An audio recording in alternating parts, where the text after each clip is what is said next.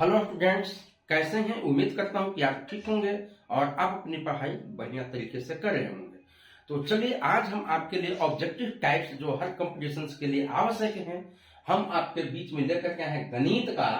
और गणित में आंकड़ों का प्रबंधन से हम आपको ऑब्जेक्टिव टाइप्स क्वेश्चन लेकर के आए हैं। समझने का प्रयास करते हैं। देखिए ये सारे क्वेश्चन यहाँ पर आपको दिए गए हैं, तो एक एक प्रश्न को हम लोग समझने का प्रयास करेंगे, सीखने का प्रयास करेंगे।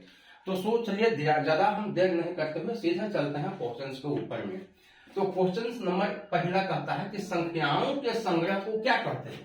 संग्रह माने जमा करना, जिससे कोई विशेष जानकारी मिलती है। पहले हम इसको समझ लेंगे कि ऑप्शन क्या कहता है। ए में आंकड़ा या डेटा, माने आंकड़ा या डेटा दोनों की है। बी बार ग्राफ कहते हैं, कि सी में पाई चार्ट कहते हैं, कि डी में टेली मार्क्स कहते हैं। क्या कहते हैं तो जान लीजिए कि मान लेते हैं कि कई चीज आपको एक साथ मिला हुआ है और उसमें से सबको हमको क्या करना है, छांटना है ना। तो ये क्या हम कर रहे हैं, व्यवस्थित रूप से उसको कर रहे हैं। पहले अव्यवस्थित है, जैसे मान लो कोई भी चीज हो सकता है। कोई चित्र है जिसमें हाथी है, घोड़ा है, आम है, बैगन है, मूल्य, जो भी चित्र में है वो सारे चित्रों को हम क्या कर रहे हैं, अलग अलग हम छांट रहे हैं। इससे हमको जानकारी क्या मिल जाएगा कि कितना आम था, कितना सेव था, कितना केला था, कितना बैगन था, कितना मूल्य था। तमाम चित्रों की हमें जानकारी मिल जाएगी। तो वो हम संग्रह करते हैं। सबको क्या कर रहे हैं, संग्रह कर रहे हैं। एक चित्र भी हो सकता है, कोई अंक का भी हो सकता है। मिसलेनियस लिखा हुआ है 10, 5, 2, फिर 5, फिर 7, फिर 8, ऐसा करके लिखा हुआ है। तो हम उसको संग्रह करते हैं। अब संग्रह करते हैं तो उसको हम क्या कहते हैं, तो संग्रह करते हैं तो उसको हम सीधा सीधा कहते हैं कि आंकड़ा।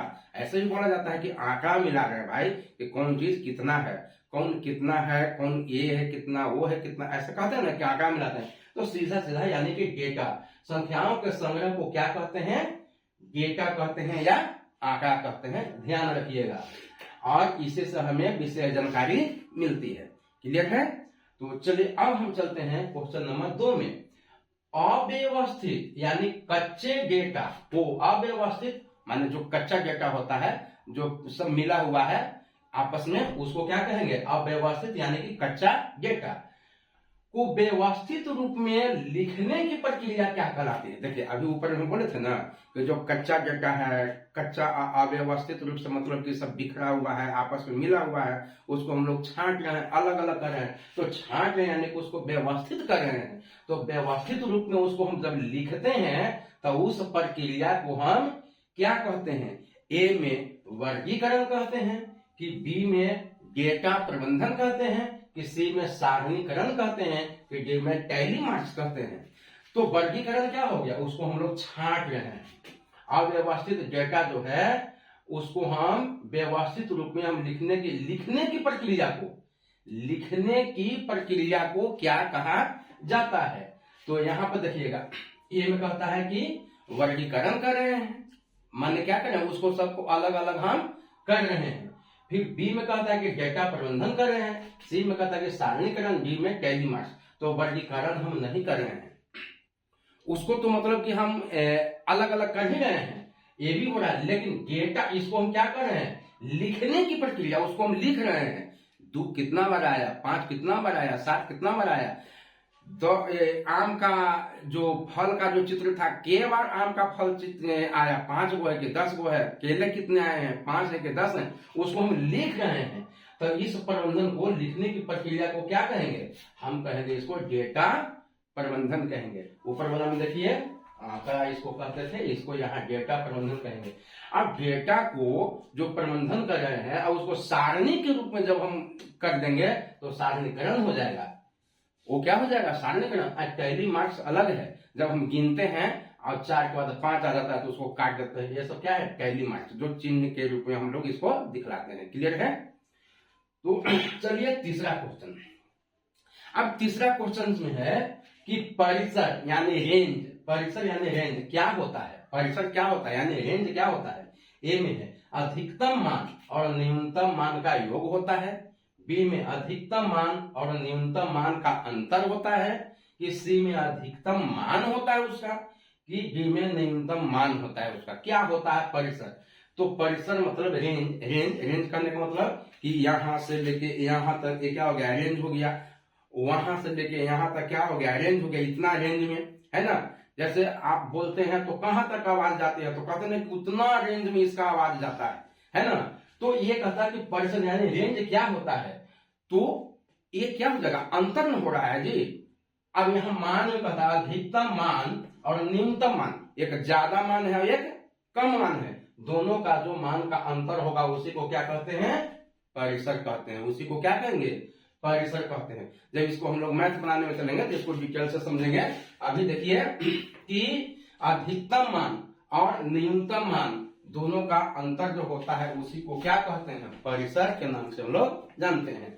तो आइए चौथा क्वेश्चन, डेटा को बारंबारता वितरण सारणी में दर्शाने के लिए किसका उपयोग किया जाता है ना।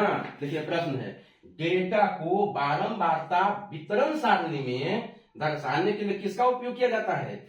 ए में पाई चार्ट, इसको वृत्त चार्ट भी बोलते हैं। ये बनता है ऐसा, ये ऐसा बन जाता है इस प्रकार से। कोई दिया हुआ रहता है कि कौन कितना भाग में है, कौन कितना भाग में है, तो ऐसा बना देंगे तो ये हो गया पाई चार्ट। तो ये तो नहीं है। आयत चित्र, ये कहता है कि डेटा बारंबारता वितरण सारणी में दर्शाने के लिए किसका उपयोग किया जाता है। तो यहां पर दिया हुआ है कि आयत चित्र। क्या आयत चित्र होगा, कि सी में टैली मार्क्स होगा, कि डी में कोई नहीं होगा। तो देखिए डेटा को बारंबारता वितरण, बारंबारता जो बार बार आता है उसको वितरण करते हैं, अलग अलग हम छांटते हैं। तो हर एक 5 जब आएगा तो ऐसे करते हैं 1 2 3 4, अब 5 जैसे आएगा इसको ऐसे काट देंगे तो हो गया कितना, ये 5 को ये चिन्हित करता है। फिर एक से चलेंगे 1 2 3 4, कितना हो गया 5, ऐसा काट देंगे। तो यही कहता है कि डेटा को बारंबारता वितरण सारणी में दर्शाने के लिए किसका उपयोग किया जाता है। तो किसका हम उपयोग करेंगे, ए में पाई चार्ट का, कि बी में आया चार्ट का, तो सी में टैली चार्ट का। तो यहां पर हम लोग देखें सीधा सीधा आंसर हो जाएगा टैली मार्क्स का, टैली मार्क्स का। तो ऐसे हम लोग देते हैं, बारंबारता जब सारणी बनाएंगे ना तो ऐसे ही इसको हम लोग देते हैं कि ये कितना बार आया है, ठीक है ना। चलिए तो इसका आंसर, चौथा का आंसर हो गया सी, टैली मार्क्स। पांचवा में आ जाइए, एक पासे को फेंकने पर सम संख्या आने की प्रायिकता क्या होगी। एक पासे को फेंकने पर सम संख्या आने की प्रायिकता क्या होगी। तो यहां पर ध्यान देंगे, ध्यान देंगे। लीडो का गोटी देखे हैं, यानी पासा देखे हैं लीडो का। तो लीडो का जो गोटी होता है यानी लीडो का जो पासा होता है उसमें लिखा हुआ होता है कितना, ऐसा रहता है। बिंदु देखे 1 2 3 ऐसा करके रहता है ना, ये 4 ऐसा करके 5, ये इस टाइप से रहता है, इस टाइप से रहता है 5 और 6 में ऐसा रहता है, ऐसा रहता ना दिया हुआ। अब ध्यान से देखिएगा, तो ये 1 है, ये तो सम संख्या नहीं, 2 सम संख्या हो गया, 4 सम संख्या हो गया, आज 6 हो गया, क्या वो संख्या माने 3 हो गया, ये सम संख्या हो गया, 3 वो क्या हो गया, सम संख्या। कितना में हुआ सम संख्या, तो 1 2 3 4 5 6 वो नहीं लिखा हुआ होता है। तो यहां पर कहता है कि एक पासे को फेंकने पर सम संख्या आने की प्रायिकता क्या होगी। तो सम संख्या अनुकूल परिणाम हो गया, मतलब जो हमें ज्ञात है कि इतना है कुल में से, तो जो ज्ञात हो गया वो हो गया क्या कि अनुकूल परिणाम। तो किसका ज्ञात करने के लिए कहता है, सम संख्या का। तो 6 में क्या हो गया सम संख्या, 1 2 3, एक 3 हो गया सम संख्या, ठीक है ना। अब कहता है कि कुल संभावित परिणाम कितना था, तो क्या वो संभावित परिणाम था 1 2 3 4 5 6 गुना आएगा इसमें अंक, तो कुल संभावित परिणाम कितना आ गया 6। तो प्रायिकता निकलेगा P अनुकूल परिणामों की संख्या बट्टा कुल संभावित परिणामों की संख्या। तो अनुकूल परिणाम कितना हो गया बाबू 3, अब बट्टा कर देंगे, कितना संभावित कितना था 6, अब इसको काट दो, 3 दूनी 6, 1/2, जो 1/2 है यहाँ। एक पासे को फेंकने पर सम संख्या आने की प्रायिकता क्या होगी? ए में 1/6 है, बी में 1/2 है, ये 1/2 हो गया। आंसर क्या हो जाएगा? 1/2। तो इस प्रकार से हम इसका प्रायिकता निकाल लेंगे। अब यहां देखेंगे छठा में, एक पासे को फेंकने पर 2 आने की प्रायिकता क्या होगी? एक पासे को फेंकने पर 2 आने की प्रायिकता क्या होगी? चलो इसको हम लोग देख लेते हैं। एक जब पासा फेंकेंगे तो अभी अभी हम लोगों ने देखा कि 6 तक आएगा, 1 2 3 4 5 6 तक आएगा। अभी आप बताइए 1 से लेकर 6 तक में 2 के गो है? हमें अनुमान लगता है कि आप दिमाग में बना लिए होंगे।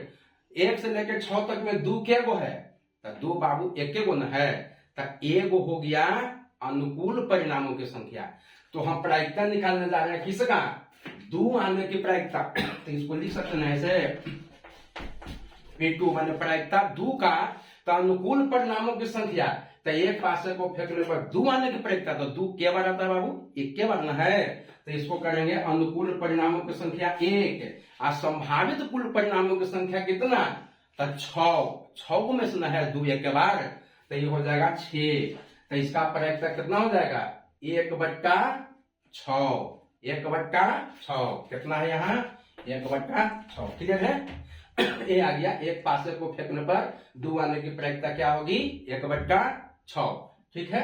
अब 7वां हम लोग देखेंगे प्रश्न, किस प्रकार का ग्राफ संपूर्ण और उसके भागों के बीच में संबंध को दिखाता है? ए में बार ग्राफ, इसको दंड हम बोलते हैं, बी में आय चित्र, सी में पाई चार्ट यानी वृत्त चार्ट, और सी में पिक्टोग्राफ। तो यहाँ पाई चार्ट में क्या होता है? अभी बताया ना कि एक वृत्त होता है, बताएगा कोई चीज कि इसको मतलब कि बांटा गया है इतने भागों में, आप पूरा का पूरा ऐसे ऐसे बांट देंगे इसको, जो ऐसे ऐसे इस प्रकार से बांट देंगे। तो एक हो जाएगा, दर्शाएगा ये वाला भाग, एक दर्शाएगा ये वाला भाग, एक दर्शाएगा ये, एक दर्शाएगा ये। अब पूरा मिल करके संपूर्ण को दर्शा रहा है। अब लिखा है कि भारत की आबादी इतना है, तो इतना में से इतना मतलब कि पढ़े लिखे हैं, इतना ये है, इतना नौकरी करते हैं, इतना नौकरी नहीं करते हैं, तमाम चीज लिखा हुआ होता ना है। तो यहाँ पर देखेंगे कि ये क्या दिखा रहा है कि किस प्रकार का ग्राफ संपूर्ण और उसके भागों के बीच संबंध दिखाता है। तो संपूर्ण और इसके सभी भागों के बीच में संबंध को कौन दिखला रहा है? तो ये है पाई चार्ट। ये कौन हो जाएगा? Pie chart. यानी इसको हम लोग बोलेंगे वृत्त चार्ट के नाम से भी जानते हैं, या वृत्त आरेख के नाम से भी इसको हम लोग जानते हैं। तो आइए हम 8वां क्वेश्चन देखें। एक थैले में 3 लाल और 2 नीली गेंदें हैं, ठीक है। बिना देखे एक लाल गेंद निकालने की प्रायिकता क्या होगी? ए में 2/5, बी में 3/5, सी में 1/2, डी में 1/5। कितना हो जाएगा? थोड़ा सा आप सोचिए, तब तक हम इसको मिटा लें। तो चलिए, मुझे लगता है कि आप बना लिए होंगे, लेकिन फिर भी देख लेते हैं। एक थैले में 3 गो लाल है, एक झोला है, और झोला में क्या गो है? 3 गो लाल है और 2 गो नीली गेंद है। तो आप बताइए कि कुल संभावित परिणाम कितना हो गया? लाल वाला 3 गो, लाल वाला कितना? 3 गो, और नीली वाला कितना? 2 गो। तो संभावित तो कुल टोटल कितना हो गया बाबू? 5 गेंद ना। अरे लाल और नीला मिलाकर के कुल गेंद कितना हो गया? 5 गेंद। तो कुल संभावित परिणाम ये कितना हो गया? 5। अब हमें पूछता है कि अनुकूल परिणाम, तो कौन वाला अनुकूल परिणाम पूछ रहा है? तो यहां देखिए, बिना देखे एक लाल गेंद, तो लाल गेंद कितना है टोटल? तो लाल गेंद कितना है टोटल? यही हो गया अनुकूल परिणाम। तो हमारा लाल गेंद कितना है? 3। तो लाल गेंद आने की प्रायिकता हम अगर निकालेंगे तो अनुकूल परिणाम की संख्या, तो क्या गो था लाल? 3 गो, और संभावित परिणामों की संकुल संख्या, तो 3 और 2 कितना? 5 गो। तो 3 बटे कितना हो गया? 5। तो P बराबर 3/5। देखिए है कहीं 3/5 यहां हो गया ना। तो ये आ जाएगा आपका 3/5 हो गया, इसका आंसर हो गया। प्रायिकता निकालने में कोई भार ही नहीं है। पहले देख लीजिए कि संभावित परिणाम कुल टोटल कितना है, और किसको निकालने के लिए कहता है? वही हो गया अनुकूल परिणाम की संख्या। तो उतना से बटा इतना कर दीजिए, सीधा निकल जाएगा। चलिए 9वां देखेंगे। आयत चित्र में आयतों की ऊंचाइयां क्या दर्शाती है। आयत चित्र जो बनाते हैं हम लोग, तो आयत चित्र में आयतों की ऊंचाइयां क्या दिखाती है, ये क्या दिखाएगा। तो यहां पर देखेंगे, ए में है वर्ग अंतराल, बी में है बारंबारता, सी में है डेटा का कुल मान, और डी में क्या है चौड़ाई। क्या दिखाएगा, तो ये दिखाएगा आयत चित्र में आयतों की ऊंचाइयां हमें दिखलाती है बारंबारता को ही ये दिखलाती है, ठीक है ना। तो अब चलिए 10वां, जब एक सिक्के को उछाला जाता है तो संभावित परिणाम कितने होंगे। एक सिक्का को जब उछाला जाएगा तो संभावित परिणाम कितना होगा।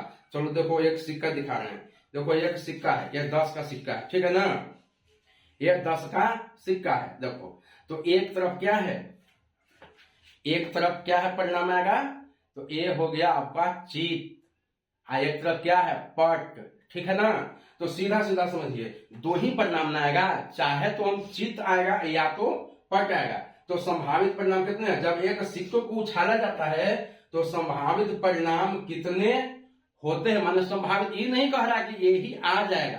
अगर चित कहेगा तो एक न होगा, लेकिन ऐसे हम उछालेंगे तो आप क्या जान रहे हैं कि परिणाम क्या होगा। तो संभावित में यही ना कहेंगे कि चित आएगा या पट आएगा। तो संभावित परिणाम क्या हो जाएगा, 2 हो जाएगा। तो आंसर में कौन हो जाएगा, 2। संभावित परिणामों की संख्या हो जाएगा कितना, 2। जब हम इसको उछालेंगे तो संभावित परिणाम कितने होंगे, 2 होंगे, या तो चित आएगा या तो पट आएगा।